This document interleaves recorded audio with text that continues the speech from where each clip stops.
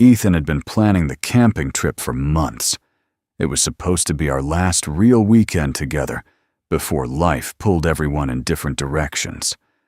College, work, girlfriends, moving away. The usual stuff people promise won't change them, even though it always does. There were 4 of us total: Ethan, Marcus, Tyler, and me. The campsite Ethan picked sat deep in northern Montana beside a narrow lake surrounded by thick pine forest. No cabins, no cell service, no nearby roads, just miles of wilderness. Exactly the kind of place Ethan loved. We arrived late in the afternoon after nearly 6 hours of driving through empty highways and dirt roads. The weather had been cloudy all day, and the deeper we drove into the mountains, the stranger the forest started to feel. Quiet. Too quiet. Tyler noticed it first. Where are all the birds? Nobody answered because he was right. There was almost no sound out there besides wind moving through trees. We unloaded the truck while Marcus started the fire pit. Ethan looked happier than I'd seen him in months. He kept talking about how peaceful the place felt. Peaceful wasn't the word I would have used. Even before sunset, something about the woods felt wrong. The trees stood so close together that sunlight barely reached the ground. Everywhere beyond the campsite looked dark, even during the day. By nightfall, though, things felt normal again. The fire crackled loudly while Tyler drank too much beer, and Marcus told stupid stories from high school. For a while, the forest just felt like background noise. Then Ethan suddenly stopped talking. He was staring into the trees behind us. "What?" Tyler asked. Ethan didn't answer immediately. "I thought I saw someone," Marcus laughed. "Out here?" Ethan nodded slowly. "Between those trees." We all turned toward the darkness. Nothing there. Tyler grabbed a flashlight and swept it across the woods dramatically. Just pine trunks and fog drifting low across the ground. "Congratulations," Tyler said. "You discovered nature." Everyone laughed except Ethan. Around midnight, Tyler went to sleep inside his tent, while Marcus stayed near the fire with us a little longer. The air had gotten colder fast, cold enough that you could see your breath. That's when we heard footsteps. Soft. Slow. Crunching leaves somewhere beyond the campsite. Marcus looked towards the woods immediately. "Did you hear that?" The footsteps stopped. Silence returned so suddenly it made my chest tighten. Ethan grabbed the flashlight again and aimed it toward the trees. "Hello?" No response. He took a few cautious steps forward while the beam moved between trunks. Then he froze. "What the hell?" The flashlight landed on something pale behind a tree maybe 30 yards away. A face. For less than a second, I saw it too. Pale skin. Dark eyes. Completely motionless. The second the light touched it, the figure disappeared backward into the darkness. Marcus cursed quietly. Was that a person? Nobody answered because none of us wanted to say yes. We stayed awake another hour after that, feeding the fire and pretending not to feel nervous. Eventually, Marcus went to bed too, leaving Ethan and me sitting alone beside dying flames. That's when we heard movement again. This time, it sounded closer. Something circling us slowly through the trees. Not running. Walking. Watching. Ethan whispered, "I don't like this." Neither did I. Eventually, we forced ourselves into our tents, though I barely slept. Sometime around 3 in the morning, Tyler started screaming. We all rushed outside. Tyler sat halfway out of his tent breathing hard, his face pale. "Someone touched the tent," he said. Marcus looked irritated more than scared. "Probably a branch." "No," Tyler snapped. "It was a hand." Before anyone could respond, 3 soft taps hit the side of Marcus's tent beside us. Tap, tap, tap. Every single one of us heard it. Nobody moved. Ethan slowly aimed the flashlight toward the sound and unzipped the tent. Nothing there. But the ground outside had changed. Footprints covered the dirt around the campsite. Bare human footprints.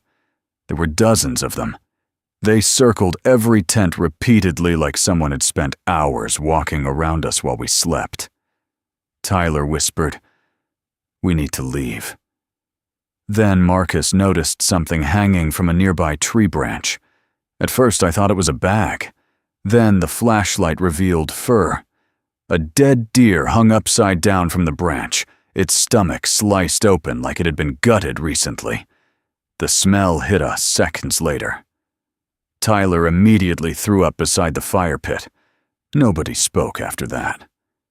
We packed our gear in complete silence, while the sky slowly turned gray before sunrise. Every sound in the forest suddenly felt dangerous. Even the wind made me jump. While Ethan loaded the truck, I glanced toward the lake. That's when I saw him. A man stood across the water near the opposite tree line. Tall, thin, no shirt despite the freezing cold. Even from that distance, something about him looked wrong. He stood perfectly still without moving at all. I called Ethan over quietly. The others turned toward the lake, too. The man slowly raised one arm, then pointed directly at us. Ben, who had stayed mostly quiet the whole trip, whispered, "Let's go. Right now." Nobody argued. We got into the truck and left the campsite behind without even eating breakfast. About an hour later, Ethan finally got enough signal to call a local ranger station and report what happened. The woman on the phone became very quiet after hearing the campsite location. Then she asked, "You boys camped near Hollow Pine Lake?" Ethan said yes. Another long pause followed. Finally, she sighed softly and said, "You're lucky you left before sunrise." Ethan asked what she meant, but she never answered.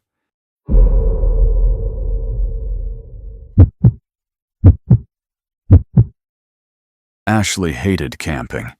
She hated sleeping outside, hated bugs, hated the cold air at night, and especially hated the kind of darkness you only found deep in the woods, where there were no city lights anywhere nearby. So when her boyfriend Daniel invited her on a weekend camping trip with his friends, she almost said no immediately. But Daniel had been excited about it for weeks. "It'll be fun," he promised. "Just one weekend." There were 6 people total.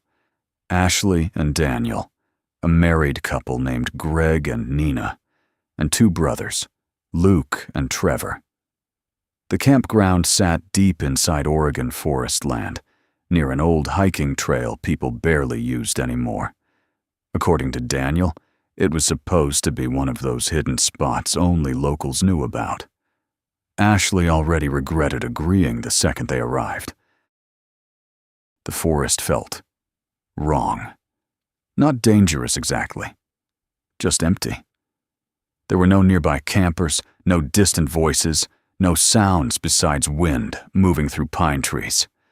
Even during the afternoon, fog lingered low between the wood like smoke. Trevor loved it immediately.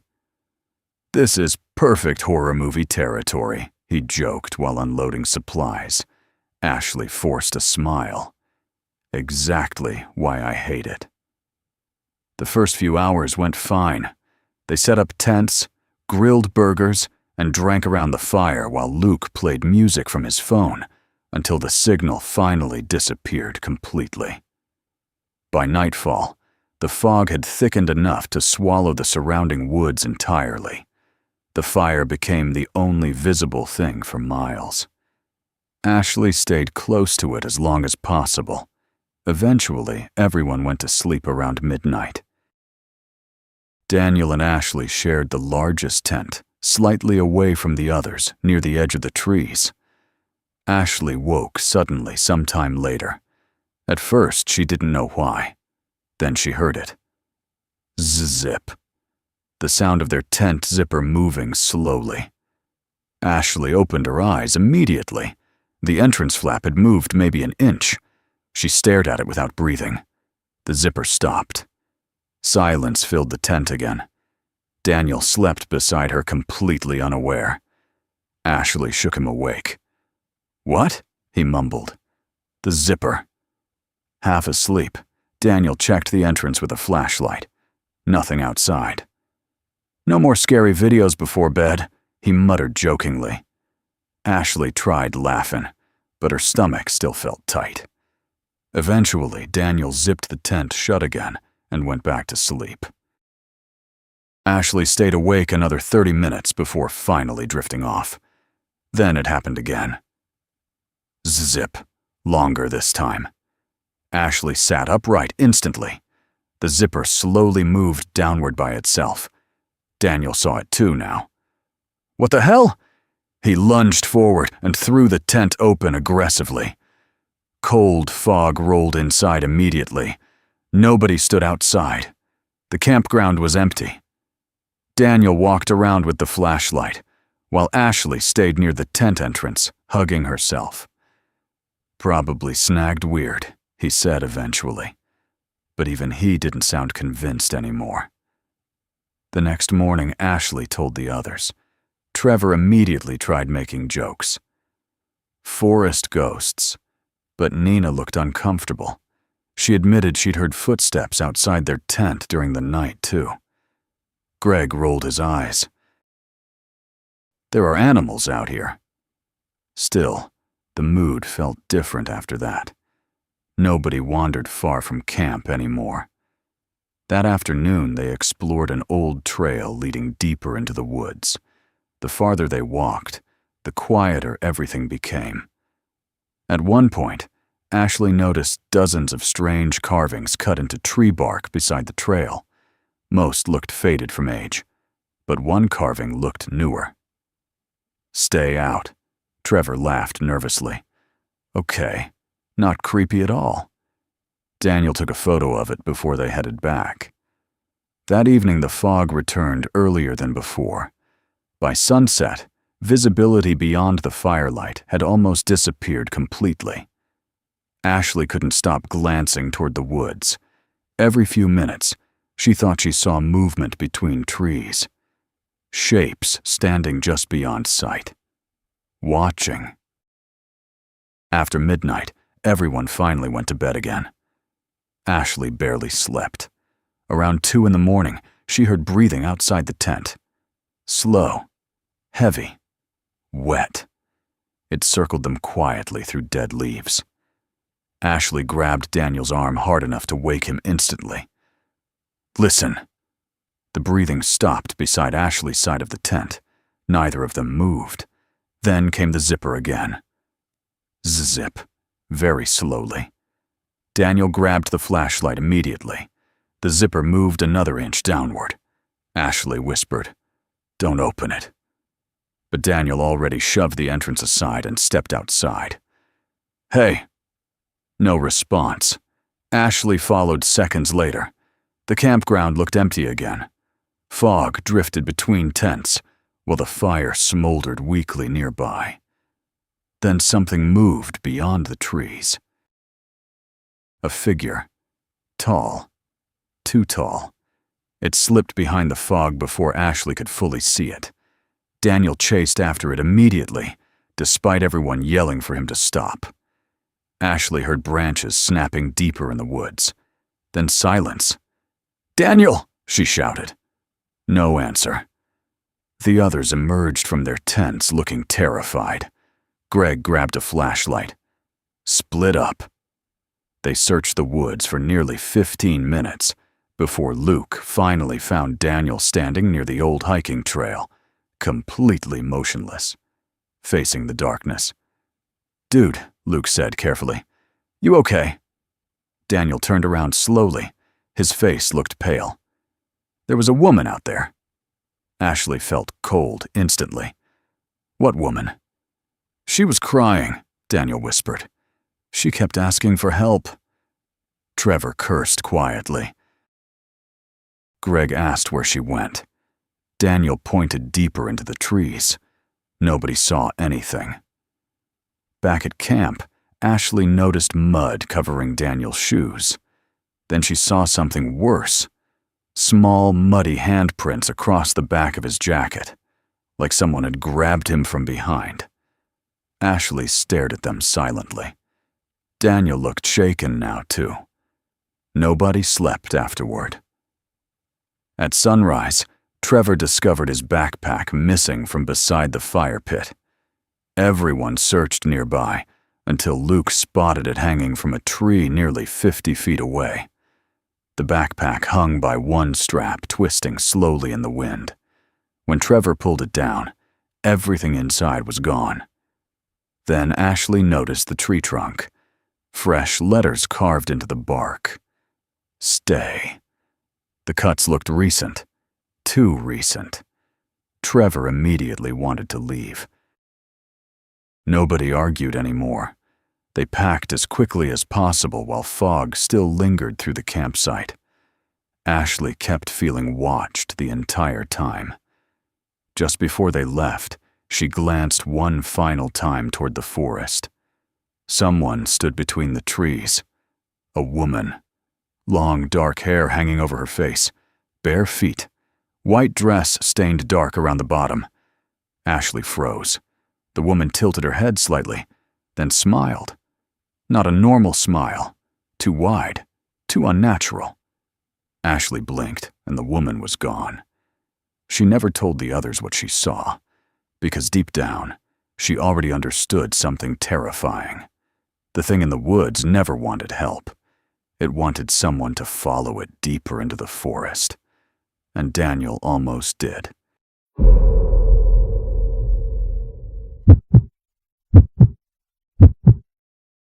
Noah's uncle owned a small cabin beside a remote lake in northern Wisconsin. It had been in the family for years, passed down long before Noah was born. The place sat completely isolated from the nearest town, surrounded by thick forest and black water that stretched wider than it first appeared. As kids, Noah and his cousins used to spend summers there, fishing off the dock and swimming until sunset. But as he got older, he started hearing stories about the lake. Hunters disappearing. Campers leaving in the middle of the night. People hearing voices across the water. Most locals blamed animals, alcohol, or imagination. Noah never believed any of it, until the trip that changed his mind forever. There were 5 of us that weekend. Noah, Chris, Mason, Eli, and me. The drive took nearly 7 hours. By the time we reached the cabin, the sky had already started turning orange behind the trees. The place looked exactly like something from an old horror movie. A weathered wooden cabin beside dark water, with dense forest surrounding everything. No nearby houses, no road noise, no lights except the cabin itself. Chris loved it immediately. This place is amazing. Eli looked less convinced. Feels like somewhere people get murdered. Noah laughed while unlocking the front door. You watch too many movies. Inside, the cabin smelled old wood and lake water. Dust covered shelves near the fireplace, and several mounted fish heads stared down from the walls. Noah's uncle barely used the place anymore, so most of the furniture looked untouched for years. Still, the first 2 days were perfect. We fished during the afternoons, grilled food beside the dock at night, and stayed up drinking while listening to music through weak Bluetooth speakers. The lake itself stayed unnaturally calm most of the time. Even when wind moved through the trees, the water barely rippled. That should have bothered us more than it did. The 3rd night started normally enough. We sat outside beside a fire pit near the dock, while Mason complained about losing money gambling online. Chris kept throwing empty beer cans toward the lake, trying to skip them across the surface. It was sometime after midnight when we heard the scream. A woman screaming somewhere across the lake. Not playful screaming, not drunken yelling. Real terror. Every conversation stopped instantly. The scream echoed strangely over the water before fading into the woods. Eli stood up immediately. "What the hell was that?" Nobody answered. About 30 seconds later, it happened again. Shorter this time. Closer. Chris grabbed a flashlight and pointed it across the lake, but the beam barely reached the opposite shore. Nothing visible except trees. Mason tried laughing nervously. Probably campers messing around. But nobody really believed that. The screaming continued every few minutes, sometimes distant, sometimes sounding closer than before. Then suddenly it stopped. Complete silence returned. That silence felt worse than the screaming. A few seconds later, we heard laughter. Faint, echoing somewhere across the lake. Not normal laughter either. Slow, uneven. Almost choking, Eli whispered, "Nope." Noah checked his phone for signal. Nothing.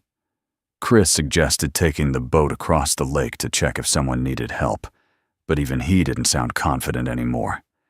Thankfully, Noah shut that idea down immediately. We waited until morning. Nobody argued. Eventually, we went inside and locked every door. I barely slept that night. At around 2 in the morning, Chris shook me awake hard. "There's somebody outside." The room stayed completely dark except for moonlight coming through the window. "What?" "Look." Chris pointed toward the dock outside. A figure stood at the very end of it. Tall. Motionless. Facing the lake. Noah grabbed the shotgun his uncle kept beside the fireplace and quietly moved toward the front door. "Stay inside," he whispered. Of course, nobody listened. We followed him onto the porch. The air outside felt freezing compared to earlier. The figure still stood at the dock without moving.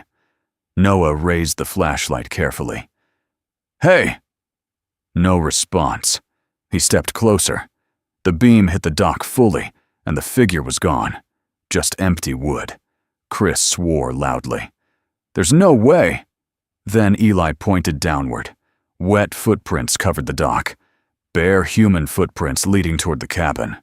Fresh water still dripped from them. Every one of us saw them. Noah slowly backed toward the porch again. Inside. Now. Nobody argued that time. The rest of the night felt endless. Every little sound made us jump. Branches scraping the roof. Soft movement outside. At one point, something tapped lightly against the cabin window beside Mason's bed. 3 slow taps. Tap. Tap. Tap. Nobody checked. Morning finally came around 6. None of us had slept more than an hour. Noah tried acting calm while making coffee, but his hands shook slightly. That's when Chris found something tied beneath the dock. A rope. At the end of it hung an old hunting knife covered in rust. Wrapped around the handle was soaked fabric, stained dark brown from old water damage. Eli stared at it quietly. Was that all was there? Noah shook his head immediately. No. Mason finally said what everyone else was thinking. We should leave. But Noah hesitated. The nearest town sat nearly an hour away, and part of him still wanted to believe somebody had just been messing with us. So instead of leaving, we stayed one more night. Big mistake. The atmosphere changed completely after sunset. The woods surrounding the lake felt alive somehow. Every shadow looked wrong. Even the fire seemed weaker than before, barely pushing back the darkness around us. Nobody drank much that night.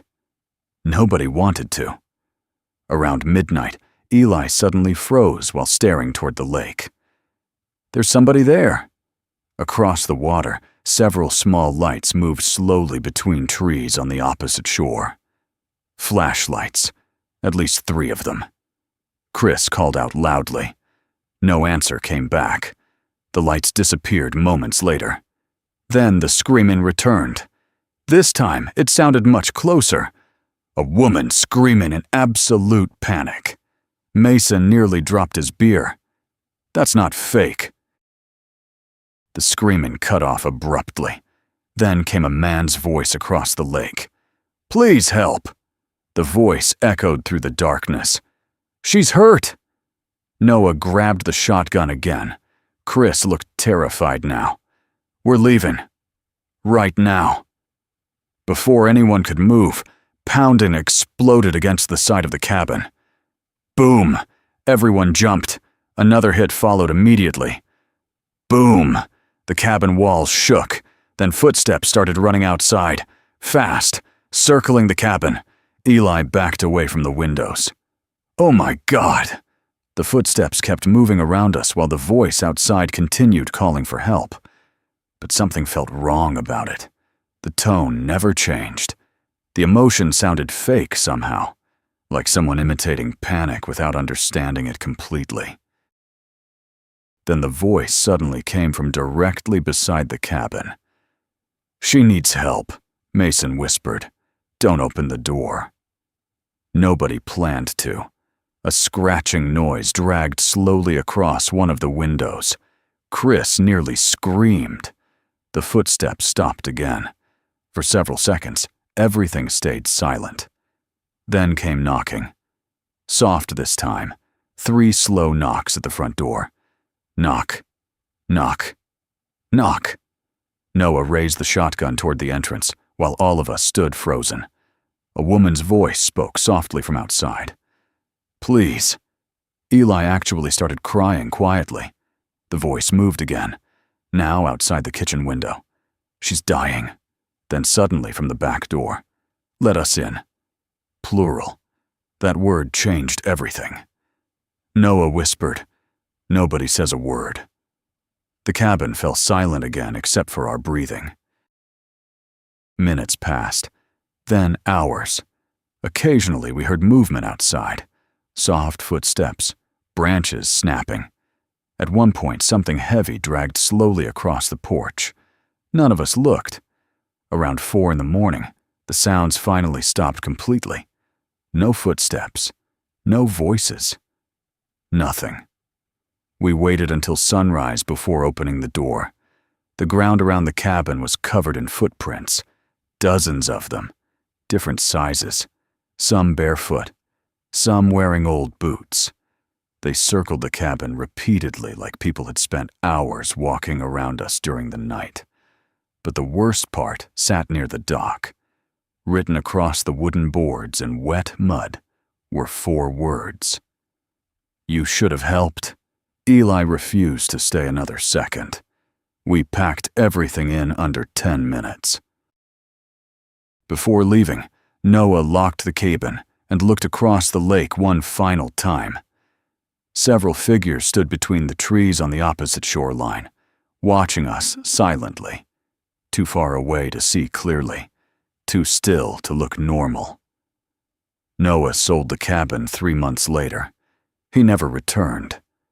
Years afterward, I searched online for information about the lake out of curiosity. I eventually found an old newspaper article from the late 1980s. A group of campers had disappeared near that same lake after reporting hearing screams during the night. Only 1 person survived. According to the article, the survivor claimed something had called to them from the woods, pretending to be injured. Police blamed shock and hypothermia. But one detail still bothers me. The survivor told investigators that before his friends disappeared, they heard the exact same phrase outside their cabin. "She's dying. Please help." Sometimes I still think about how close Chris came to opening that door. And honestly, I don't think whoever was outside wanted to kill us immediately. I think it wanted us to invite it inside first.